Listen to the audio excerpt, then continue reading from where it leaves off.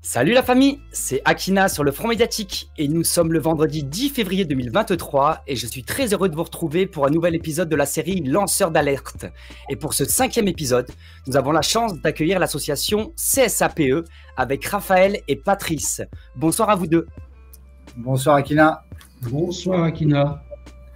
Merci beaucoup d'être présent sur le Front Médiatique, c'est vraiment un grand plaisir parce qu'on va aborder un sujet sensible et d'une importance, d'une importance pour nous tous. Ça nous concerne tous. On va parler du système social français, qui est un outil de gigantesque détournement d'argent public.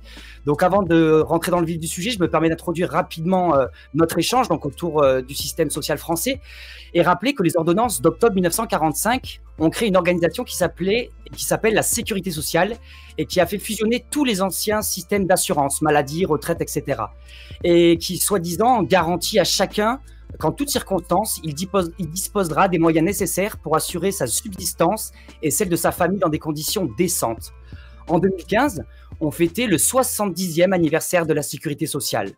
C'est une construction humaine historique et unique. La Sécurité sociale donne la garantie pour tous de pouvoir être protégés contre les aléas de la vie. C'est aussi une institution, un legs de la plus haute importance pour les générations futures. Les 70 ans de la Sécurité sociale ont été l'occasion pour de nombreuses organisations syndicales et associations de rappeler qu'ils ont depuis sa création toujours été des acteurs majeurs dans son développement et dans sa défense. J'ai longtemps adhéré et cru, comme tant de Français, à cet idéal commun de solidarité, où chacun donne en fonction de ce qu'il peut et reçoit en fonction de ses besoins.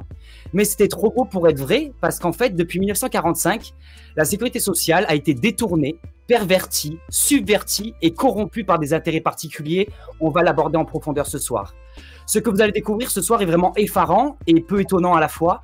C'est un écho parfait avec la mobilisation actuelle contre la énième réforme des retraites, la 7e depuis ma naissance. Et grâce à vous et l'association CSAPE et ses représentants, donc ce soir, vous, Patrice et Raphaël, qui êtes donc président et directeur juridique, nous allons découvrir ensemble comment le système social français, si beau dans ses idéaux initiaux, est devenu en fait une nébuleuse gigantesque de détournement d'argent public. Merci à vous de faire confiance au Front Médiatique pour aborder ce sujet qui n'a pas forcément encore été abordé, en tout cas à ma connaissance, sur la toile. Et donc avant de rentrer dans le vif du sujet, aujourd'hui sur donc, le système social français, pouvez-vous vous présenter chacun à tour de rôle et aussi présenter le CSAPE dont vous êtes le président et le directeur juridique. Patrice, si vous voulez commencer, je vous en prie. Alors, merci Akina de recevoir deux représentants du CSAPE pour évoquer une des plus gigantesques escroqueries, entre autres, dont la population française est victime, et en particulier le leurre de la énième réforme des retraites. C'est créé fin 2017 suite à la réunion de quelques dizaines de personnes décidées à réagir contre la corruption en bande organisée, pratiquant le détournement de l'usage des cotisations sociales par des organismes sans existence légale, sous contrôle des syndicats, qualifiés de partenaires sociaux pourtant non représentatifs, sans transparence de gestion selon l'avis même de la Cour des comptes. La gestion des cotisations est donc confiée à des entités irresponsables, inatteignables, puisque sans existence légale, avec la complicité des gouvernements successifs et d'officines qui dictent aux institutions judiciaires la position à adopter face aux plaignants qui remettent en cause l'iniquité du système. Le système de retraite par répartition n'est qu'une formule vide de sens, tant de très nombreux régimes spéciaux échappent à toute réforme afin de maintenir des privilèges en bonne accointance parasitaires, je dirais. Régime parlementaire, haute fonction publique, institutions judiciaires, etc. Donc on y reviendra, on va détailler. Ainsi, le pouvoir politico-syndicalo-médiatico-judiciaire, qui est totalement indivisible, n'a pas pour objet de défendre les intérêts de la population contre les malversations, mais au contraire s'organisent pour maintenir la population, notamment les cotisants, dans l'asservissement. La réforme des retraites ne procède pas d'un assainissement impartial ou d'un rééquilibrage financier. Le recul de l'âge de départ en retraite planifie le vol des pensions de la plèbe, enfin ce que les élites qualifient comme étant la plèbe, c'est-à-dire nous tous. Nous y reviendrons. De fait, la violation de la loi est une constante du système actuel. Donc, je vais laisser la parole à Raphaël, qui a rejoint le CSAPE en 2018 en tant que directeur juridique, pour développer les actions juridiques engagées en réponse à ces dérives systémiques. Merci beaucoup, Patrice. Que dire? Il vient de tout dire. Voilà. Donc, je suis Raphaël, directeur juridique du CSAPE, et je m'occupe de tout ce qui est juridique, vu que tout a été dit maintenant. Donc, bon, on peut former alors. On va rentrer directement dans le vif du sujet. Parce qu'il existe une entente coercitive entre les magistrats, qui sont eux-mêmes payés par les fonds spéciaux, alimentés par les indépendants et les libéraux, et le gouvernement et les syndicats. Puisque les syndicats ont implicitement demandé au gouvernement de s'ingérer dans le corps de la justice pour influer sur les décisions, et que jamais personne puisse relever, on va dire, tout ce détournement de fonds publics. D'ailleurs, un parlementaire a même ouvert une enquête il y a une quinzaine d'années sur le sujet, et il a été lui-même menacé de poursuites pénales et a reçu des menaces verbales, physiques, s'il n'arrêtait pas ses enquêtes.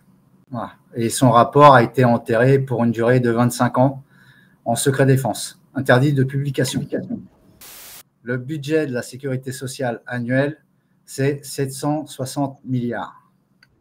Sur 760 milliards, à contrario de ce que tous les parlementaires veulent faire croire aux gens sur la réforme des retraites, seulement 7% est utilisé pour le social. 7%. 40% est utilisé pour le fonctionnement des syndicats.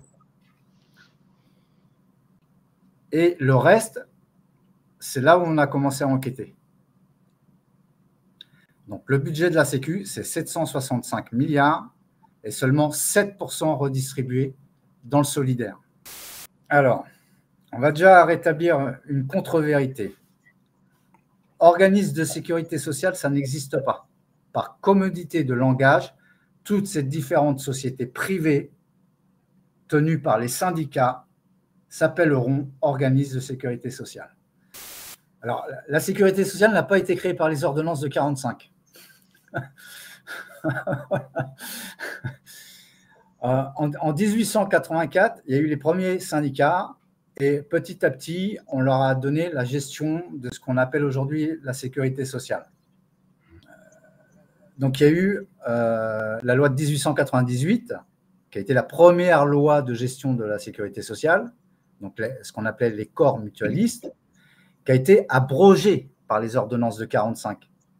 Car aujourd'hui, vous demandez à l'URSSAF sous quelle loi vous êtes régi, ils vont vous dire la loi de 1898, alors qu'elle n'existe plus. Elle a été abrogée par les ordonnances de 45. Or, tout ce qui est sécurité sociale aujourd'hui fonctionne sous la loi 48-101. Car aujourd'hui, vous demandez à l'URSSAF sous quelle loi vous êtes régi, ils vont vous dire la loi de 1898, alors qu'elle n'existe plus. Elle a été abrogée par les ordonnances de 45. Et suite aux ordonnances de 45, la première question qui se pose, c'est est-ce que les statuts ont été mis en conformité? La réponse est non. Techniquement parlé, aujourd'hui, ces organismes n'existent pas tout simplement parce qu'ils n'ont soit pas créé de statut, soit pas mis en conformité leur statut par rapport aux divers changements de loi qu'il y a eu, et notamment la loi la plus importante qui est toujours en vigueur aujourd'hui, la loi 48-101. Les magistrats sont tenus par les syndicats. Les magistrats sont payés par les fonds spéciaux. fonds spéciaux qui sont alimentés par qui? Par les travailleurs. Aujourd'hui, les syndicats en France ont pris le pouvoir dans tous les corps, que ce soit la justice, l'État, l'administration, l'EDF, l'eau. Ils ont pris le pouvoir partout.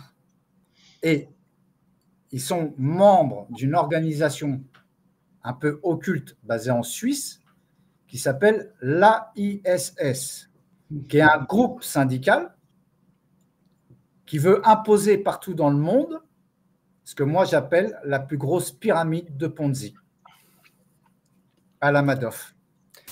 Le système par répartition, le mot répartition est une escroquerie puisqu'en fait, nous sommes dans un système pyramidal financier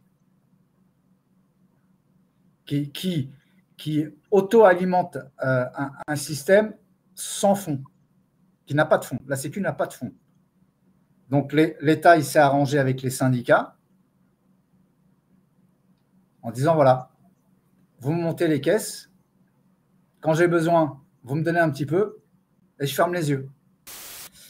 Ce système que tu me parles, ça n'existe pas. C'est une histoire racontée aux enfants pour faire croire que la chose est belle. Mais la réalité, c'est que les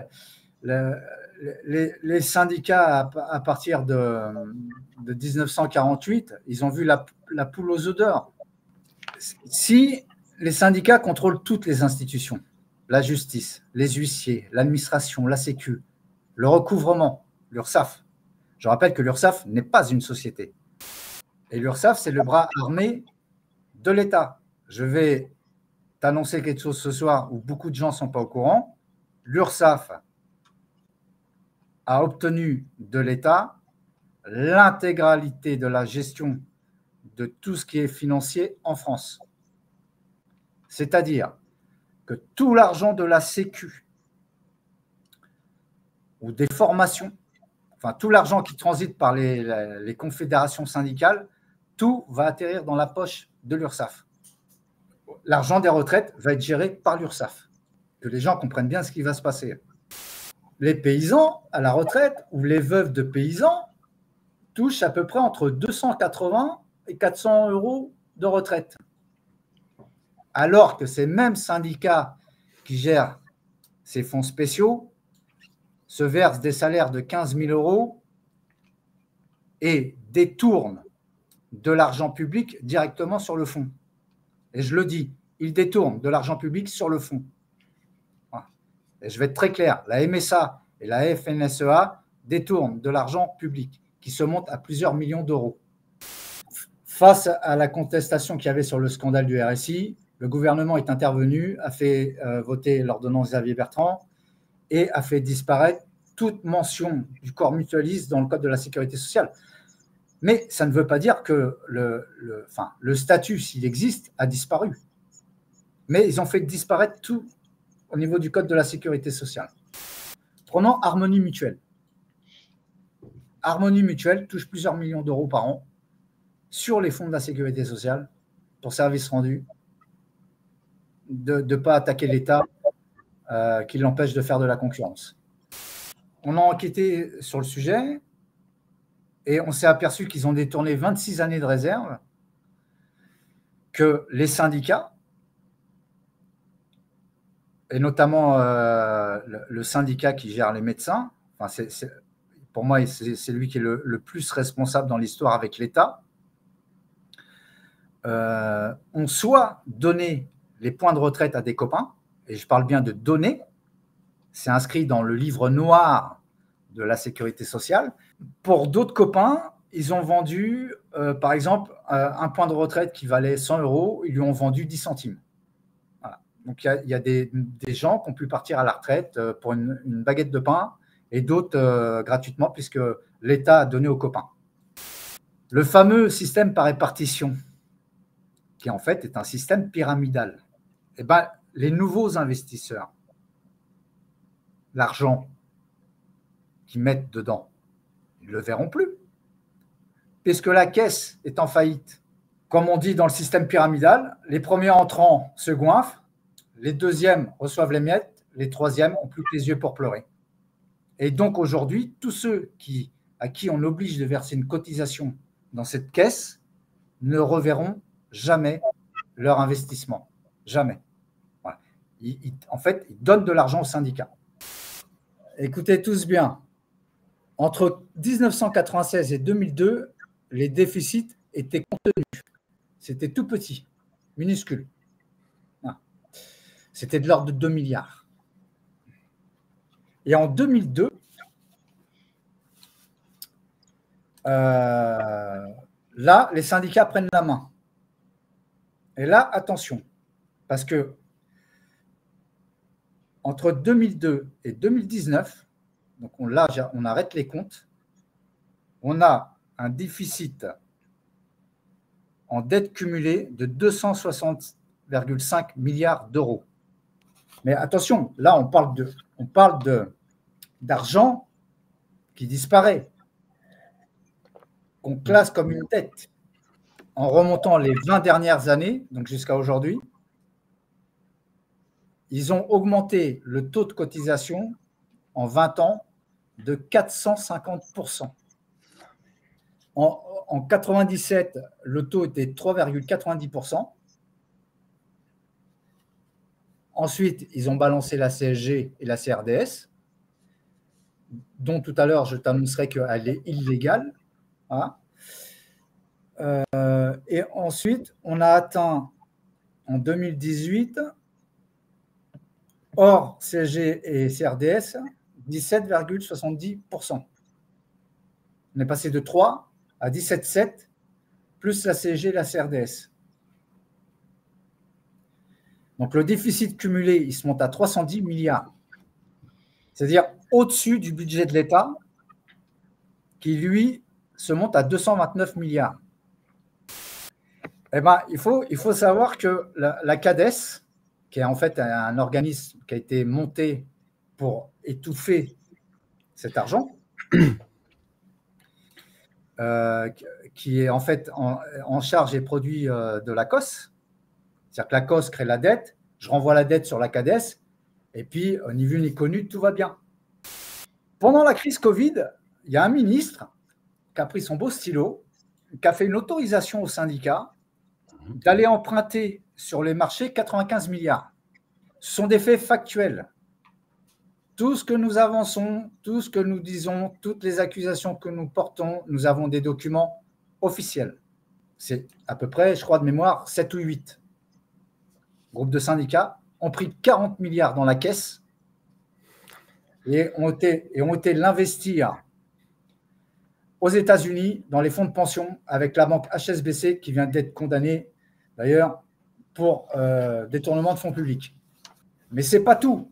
On a remonté l'argent dans les paradis fiscaux par l'intermédiaire de la Banque nationale espagnole. Donc, ce que je suis en train de vous expliquer là maintenant, en fait, c'est que le trou de la Sécu, il existe, mais non pas parce qu'il y a un problème démographique, genre il n'y aurait plus qu'un cotisant pour 3 retraités. Ça, c'est un mensonge. C'est pour ça qu'on va réintroduire la Cour européenne des droits de l'homme, puisque en 2008, l'État a fait croire à la Cour européenne des droits de l'homme, lorsqu'il était attaqué, qu'il était obligé, par question démographique, de réévaluer le point, etc., et que c'était dans l'intérêt général. Donc nous, on va saisir la Cour pour lui demander si l'intérêt général, c'est de voler le peuple. Et on fournira tous les documents, parce que ça ne s'arrête pas là. Ça va beaucoup plus loin que ça. C'est une escroquerie gigantesque. Alors, je t'annonce que ces syndicats, avec l'argent de la sécurité sociale, se montent des sociétés privées, comme des sociétés de crédit, des sociétés immobilières, des sociétés de participation, où ils se font plein de pognon avec. Ils achètent des biens immobiliers. Dedans, tu as comme actionnaire le Crédit Lyonnais et tu as, attention, ouvrez bien vos oreilles, le ministère de la Santé. Il ne représente que 3% de la population. Si j'applique la loi, tous les syndicats doivent être dissous car ils ne répondent pas aux critères de représentation. Et ils ne répondent pas non plus aux critères de transparence au niveau financier, puisque les syndicats interdisent l'accès à leurs comptes, puisque quand la justice a voulu regarder pendant l'enquête Perruchot les comptes des syndicats, les archives ont pris feu. Non, mais non. Un peu comme le Crédit Lyonnais. Aujourd'hui, il y a un grand syndicat qui n'arrête pas de se la ramener. Voilà. Mais il faut que tu saches que ces gens-là ont été condamnés 38 fois pour infraction pénale, pour détournement de fonds publics de 50 millions, par exemple. Et on les a nommés comme directeurs de la sécurité sociale. La Cour des comptes elle-même a condamné ces mêmes personnes à une amende, ce qui est très rare. La Cour des comptes qui rend un jugement avec une amende, c'est extrêmement rare puisqu'elle n'a quasi aucun pouvoir. D'ailleurs, son seul pouvoir d'amende était 500 €, puisque, ayant déjà été jugée par la justice, elle n'avait pas le droit de faire plus. Voilà. Donc, quand on détourne plusieurs milliards d'euros et qu'on est condamné à 500 €, moi, je suis mort de rire.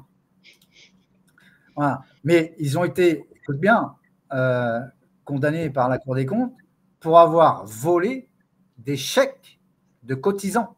C'est-à-dire que les gens payaient et au lieu que ça aille dans la caisse, les syndicats se les mettaient dans les poches. Ils sont tous de mèche. Les magistrats sont de mèche, les syndicats, l'État. Emmanuel Macron en personne a été prévenu par une lettre recommandée d'un autre organisme associatif sur toutes ces condamnations et infractions pénales, car la loi interdit à ces gens d'avoir un poste, puisqu'ils ont fait ce qu'on appelle une atteinte à la probité de la fonction, donc ils n'ont plus le droit d'exercer ce métier. Emmanuel Macron a fait lettre morte. Il a fermé les oreilles. Il ne s'en occupe pas. L'École nationale de la sécurité sociale s'appelle EN3S. C'est une institution publique. Elle est enregistrée au journal officiel de la République. Son directeur est nommé par le président de la République. Comment une institution nationale publique peut être actionnaire et gestionnaire d'une organisation syndicale basée en Suisse pour aller vendre sur toute la planète le système de pyramide de Ponzi sécurité sociale. Qu'entre 1983 et 2004, il n'existait aucune loi pour les professions libérales qui autorisait une société privée à venir ponctionner des cotisations. Ça veut dire qu'aujourd'hui, je t'annonce que pendant plus de 10 ans, les gens sont en droit de faire ce qu'on appelle une répétition de l'indu. C'est-à-dire que pendant plus de 10 ans, l'État, enfin les syndicats et l'État ont pris de l'argent sans y être autorisés par la loi. Le closed shop, c'est un système organisé associatif qui, en traduction française, veut dire magasin fermé. Donc, le principe qui est interdit en droit international, c'est que tu n'as pas le droit de conditionner l'accès au travail par l'obligation d'adhérer à un syndicat ou à une association. D'accord ? Ça, c'est strictement interdit. Or, aujourd'hui, en France, énormément de professions, s'ils veulent avoir le droit de travailler, ils doivent payer les syndicats. Les centres de formation professionnelle, les CFP, ont été montés en accord avec les syndicats et l'État pour faire ce qu'on appelle du blanchiment d'argent. Ça s'appelle laver la lessive. C'est-à-dire, par exemple, il y a 80 000 associations professionnelles, de formation professionnelle. Sur 80 000, tu en as 30 000 qui n'exercent aucune profession, qui ne font rien. Ils captent de l'argent. Ils font la lessive. Voilà, de l'argent sale. Et en tout, on a calculé, il y a 40 millions détournés par an. c'est le closet shop. En fait, quand il y a eu le rapport Perruchot, l'État a été très emmerdé parce qu'ils ont étouffé ça à mort. Ils ont menacé Perruchot de poursuite pénale. Le président du Sénat, hein, qui a menacé un parlementaire de le poursuivre au pénal s'il disait quelque chose. Tu as des conjoints d'agents de l'URSSAF qui ne travaillaient pas, qui restaient à la maison et qui touchaient des enveloppes noires de la CGT. Ou alors tu avais des agents de l'URSSAF qui touchaient aussi des enveloppes noires ou qui avaient des doubles fonctions alors qu'ils ne travaillaient pas. Et on remonte plein de trucs comme ça. Ils ont acheté des biens immobiliers à plusieurs centaines de milliers d'euros, mais on ne sait pas d'où vient l'argent. Des voitures de fonction aussi, des agents de la sécurité sociale, de l'URSSAF ont des chauffeurs, des voitures de fonction à plusieurs centaines de milliers d'euros. On ne sait pas d'où ça vient tout ce pognon. Personne ne sait d'où ça vient. Nous, oui. Parce que si je te dis qu'il y a 30% de syndiqués dans la magistrature, wow, 30%, c'est énorme. En fait, non, c'est 3% de la population. Et dans le public, c'est 7%. Donc, en fait, ils ne représentent rien du tout. En fait, les syndicats ne devraient même pas exister. L'idée syndicale, on adore ça. Nous-mêmes, nous sommes un syndicat. Mais jamais il me viendrait à l'esprit de monter une escroquerie pour voler mon prochain. Et la sécurité sociale, c'est une machine à laver. C'est un système pyramidal de Ponzi qui a été monté pour voler l'argent des Français, graisser la patte de certains, servir de porte-monnaie pour l'État quand il a des problèmes,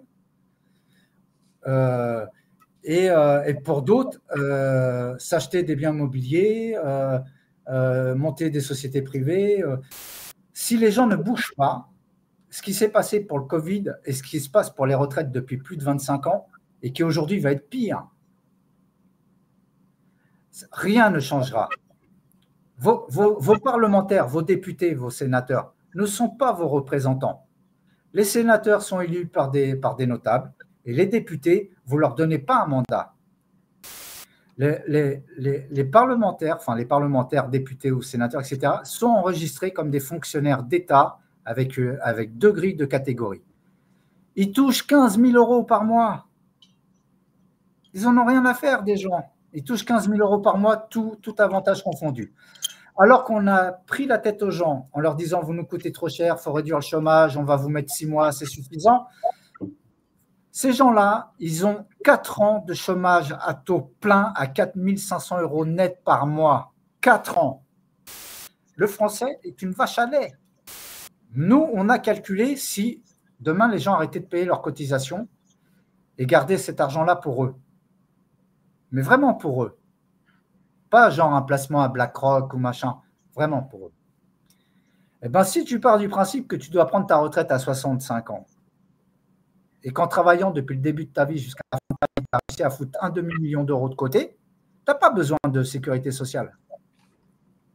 Donc, moi, je ne crache pas sur la Sécu. Mais j'ai étudié la Sécu aux Pays-Bas et en Espagne. Tu sais combien ils touchent de Sécu aux Pays-Bas? Non. Alors, et pourtant, ils font la gueule. Hein. Ils font la gueule. Hein. Alors, aux Pays-Bas, pour 100 euros d'investis, ils touchent 105 euros. Avant, ils ont touché 114. Mais ils font la gueule. Ils ont perdu 10 euros. Voilà. Nous, on est passé de 100 à 26. Si nous sommes dans un pays libre et démocratique, la liberté, ça n'a jamais été d'imposer aux gens. La liberté, ça n'a jamais été de créer une faute dette abyssale pour réduire les gens à l'esclavage. Parce que la dette, c'est ça en fait. La dette, ça sert à ça. La dette, ça sert à réduire les gens à l'esclavage.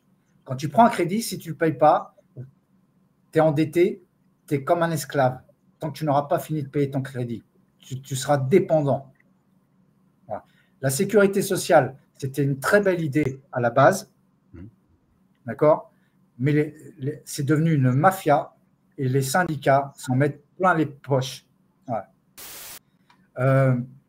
Je vais donner un ordre d'idée pour que tu comprennes bien comment ça a fonctionné. À la base, c'était créé pour les salariés Et quand ils ont voulu faire rentrer les indépendants et les libéraux, ils ont refusé. Tu sais ce qu'ils ont fait? Non. Eh ben, la Confédération syndicale a créé un syndicat. Ils ont dit, toi, maintenant, tu es représentatif des indépendants et des libéraux. Et hop, ils ont voté l'obligation d'aller à la Sécu. Et la suivante, une association loi 1901 ne peut pas détenir la puissance publique. Donc, ne peut pas recouvrir de l'argent, ne peut pas faire des saisies immobilières. Par exemple, l'URSSAF fait des saisies à tout va en hypothèque sur les maisons des gens. Mais si c'est une association de loi 1901, elle n'a pas le droit. Aujourd'hui, les syndicats n'appellent pas les gens à faire grève pour les défendre ou défendre les retraites. Ils sont en train de discuter le bout de gras. Le bout de gras, c'est quoi? C'est la loi organique et la loi ordinaire qui a été votée, qui a été présentée à l'Assemblée nationale, puis après au Sénat, avant la soi-disant crise Covid. Et dans cette loi, Macron a dit, moi, les syndicats, je les vire. Hop, j'en veux plus, je vire tout le monde. Hein. Et les syndicats, ils sont en train de se battre. Pourquoi? Parce que là, Macron, il est en train de leur couper le pied sous l'herbe. Il est en train de leur dire, votre magouille, c'est terminé, moi, je prends tout.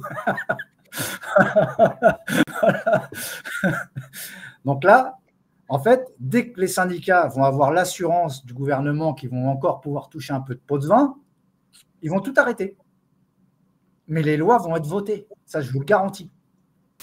Si vous voulez descendre dans la rue pour servir les syndicats, je vous souhaite bonne chance, puisque c'est eux qui vous volent. Hein, et je maintiens mes propos. En 2018, l'État a voté un décret à 2 heures du matin, enfin l'exécutif, hein, les autorisant à prendre directement dans la caisse de la sécurité sociale sans passer par le Parlement. La modification de loi qu'il va y avoir, où je suis en partie d'accord avec Emmanuel Macron, les syndicats, il faut les virer, c'est des voleurs. Mais la question est la suivante. Une fois que l'État va prendre la main sur la sécurité sociale, est-ce qu'elle ne va pas faire comme en 1945, à savoir confisquer l'argent de la sécurité sociale? Et il faut savoir que ce même décret qui les autorise à prendre directement l'argent de la Sécu sans passer par le Parlement dit qu'en cas de faillite, les caisses ne vous doivent qu'1 an de cotisation. Le responsable, c'est l'État. La première des choses à faire, c'est le ménage. Le ménage, c'est quoi? C'est virer les syndicats, virer tous ces gens-là qui gèrent et qui volent l'argent des gens. Après, on peut demander les comptes à l'État. L'État est responsable. L'État, en vertu de l'article 1er de la Convention européenne des droits de l'homme et l'article 3 des statuts de Rome, il est responsable de tout ce qui se passe sur son territoire. En l'occurrence, il a autorisé et permis des gens à voler de l'argent. Donc, si on a des comptes à demander, c'est l'État. Je préfère que demain, Macron il prenne la main sur la Sécu et qu'après, j'aille lui demander des comptes à lui. Parce que quand tu as un magistrat, et, par exemple, quand tu as l'intégralité du tribunal judiciaire de Montauban, où tu as le président de cour qui part à la retraite, qui, avant de partir à la retraite, fabrique une preuve dans un dossier. Que ensuite, tu prends cette fabrication de preuve, que tu l'envoies à Toulouse, à la cour d'appel, que la cour d'appel de Toulouse couvre cette fabrication de preuves, que ça repart ensuite à Montauban. À Montauban, tu demandes au magistrat de sortir un élément qui est inscrit en faux en écriture publique, que le magistrat refuse, que tu récuses ce magistrat, qui repart à Toulouse, où là, Toulouse couvre. L'affaire allait en cassation. Et quand la cassation aura donné son verdict, ça part à la Cour européenne des droits de l'homme, dans l'intégralité de ce qu'on a parlé ce soir. Aujourd'hui, les syndicats sont dans toutes les administrations et tiennent tout le pouvoir en France. Mais ce ne sont pas vos potes. C'est eux qui volent l'argent. Et le rapport… Avec la complicité de l'État. La complicité de l'État, oui. Waouh, ça fait froid dans le dos, vraiment, tout ce que vous venez de nous partager. Il va falloir réactualiser nos logiciels et notre compréhension de plein d'enjeux liés à tout ce que vous venez de nous partager ce soir. En tout cas, vraiment, c'est un travail exceptionnel. C'était vraiment une chance et une joie pour le Front médiatique d'accueillir la présentation de cette requête auprès de la Cour européenne des droits de l'homme qui arrivera donc après ce retour de la Cour de cassation. En tout cas, bravo aussi au CSAPE de porter ces affaires en justice pour essayer de faire entendre le droit de tout un chacun. J'encourage aussi les internautes qui n'ont pas vu une vidéo autour des enjeux de la crise politico-sanitaire que nous avons vécue ces 2 dernières années. Pour ceux qui ne la connaissent pas, avec vous, Raphaël, qui avez présenté une synthèse passionnante et à la fois inquiétante de ce qui s'est tramé derrière cette crise politico-sanitaire, avec toute cette fabrication qui a permis, comme vous le disiez tout à l'heure en aparté, de tester le niveau d'obéissance et jusqu'où les citoyens étaient prêts à être obéissants face à un pouvoir illégitime qui est dans la démesure et qui, malheureusement, s'est accaparé un pouvoir qui n'est pas le sien. Et donc, comme vous le disiez très justement, aujourd'hui, c'est à nous, citoyens, de nous donner les moyens de nous émanciper, de ne pas faire confiance en l'homme providentiel, en des syndicats ou en je ne sais pas quelle idée, et au contraire, de redevenir des acteurs de nos vies, de reprendre notre souveraineté et de se faire respecter en tant qu'être humain, souverain, et arrêter de laisser d'autres personnes gérer les affaires à notre place, parce qu'à force de se désintéresser de la politique, aujourd'hui, c'est la politique qui s'ingère dans nos vies personnelles, dans nos vies privées, dans notre santé, et donc l'heure est trop grave pour rester dans la passivité. Je dirais tout simplement que si les gens ne prennent pas la peine, ne se motivent pas pour aller à la recherche de la vérité, on sombrera inévitablement dans le retour à l'esclavage, on est déjà sur la bonne voie. Alors, je répondrai à beaucoup de personnes qui disent « Oui, mais tu comprends, nous, on est des petits, qu'est-ce qu'on peut faire? C'est couru d'avance, on n'a aucun moyen d'action. » Je dirais que chacun a un moyen d'action, c'est-à-dire que le peu qu'il fera pour essayer d'accéder à la vérité, ou pour justement aider les gens comme nous qui prenons la responsabilité d'engager des procédures, eh bien, ça sera une très bonne action, tout simplement. Soit nous soutenir, soit diffuser sur les différents réseaux des vidéos comme celles qu'on fait ce soir, de manière à faire connaître au plus grand nombre ce qui se passe réellement dans ce pays et d'essayer de viser à mettre un terme à toute cette corruption qui est devenue insupportable.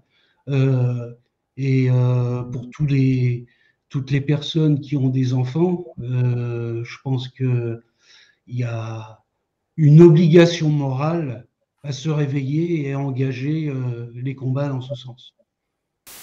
Et donc, on aura l'occasion, j'espère, de se retrouver aussi sur le front médiatique avec le CSAPE, parce que vos actions sont vraiment d'utilité publique et on a besoin d'être sur tous les fronts. Le front judiciaire est un front parmi tant d'autres. Comme l'a très bien dit Patrice, chacun peut apporter sa pierre et peut être utile pour répondre aux défis qu'on a relevés collectivement. Et il faut vraiment qu'on se retrousse les manches parce que l'heure est trop grave pour rester passif. Comme il le disait Patrice très justement, pensons aux générations futures. Merci beaucoup Raphaël pour votre combat, ce travail acharné depuis tant d'années pour pouvoir comprendre la complexité de cette nébuleuse qui permet de détourner un système social français qui est très beau sur le papier mais qui a été détourné pour de l'enrichissement personnel et voler tout simplement l'argent des contribuables. Merci beaucoup Patrice aussi pour votre courage en tant que président de l'association. Prenez soin de vous parce que vous attaquez aujourd'hui quand même à des gros poissons. Mais nous sommes confiants, droit dans nos bottes, parce que nous savons que nous sommes légitimes et nous continuerons longtemps le combat ensemble. Merci à la communauté d'avoir été présent. Vous pouvez nous retrouver sur tous les réseaux. N'hésitez pas à partager ce live pour court-circuiter le shadow ban, la mise dans l'ombre par les grands réseaux sociaux, ainsi que la censure. Je vous rappelle, cette chaîne YouTube fermée du Front médiatique en 2 ans et demi. Mais on continue, on est partout, sur tous les réseaux. On lâchera pas, on est ensemble et merci à vous. Belle soirée Patrice, belle soirée Raphaël. Et toi aussi. Merci à toi. À tous. Merci d'être venus. Merci, au revoir. Au revoir.